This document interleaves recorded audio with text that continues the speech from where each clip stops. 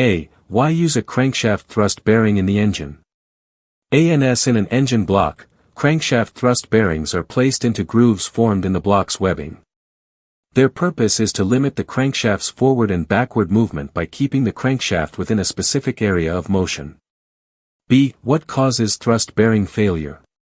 Answer: the three most common causes of thrust bearing failure are contaminants, misalignment, and overloading. 1. Contaminants. Contamination is one of the leading causes of bearing failure. Airborne dust, dirt, sand, and water are the most common ones that you run into, but chemicals and corrosives can also damage bearings.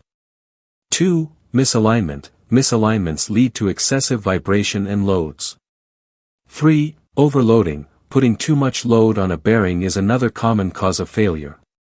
C. What are the symptoms of a bad crankshaft thrust bearing? Knocking or rattling noise.